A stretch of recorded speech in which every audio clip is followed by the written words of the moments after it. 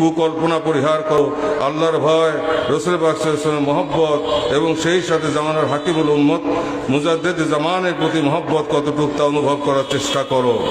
ইসলাম শিক্ষা দেয় অপর ধর্মাবলম্বীদের প্রতি মানবিক হও, তাদের জানমালের ইজ্জত যেন কোনোভাবেই ক্ষুণ্ণ না হয় সেদিকে খেয়াল করো।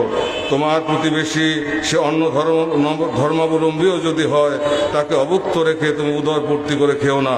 নিরন্নকে অন্ন দাও, বস্ত্রহীনকে বস্ত্র দাও, আশ্রয়হীনকে আশ্রয় দাও, রোগীকে চিকিৎসা করো, দুস্থের সেবা করো, বেকারত্বের অভিশাপ দূর করো, দারিদ্র এবং অধিক সন্তানের হাত থেকে আল্লাহর দরবারে পানা চাও।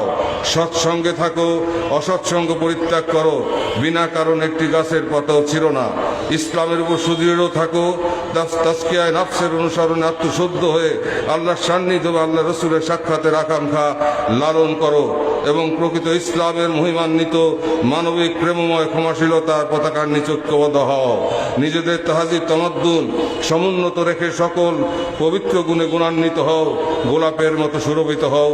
সেই সঙ্গে অপর ধর্মাবলম্বীদের প্রতি মানবিক হও, সহনশীল হও, বিনয় ভদ্রতার পোশাকে সজ্জিত থাকো, একতাবদ্ধ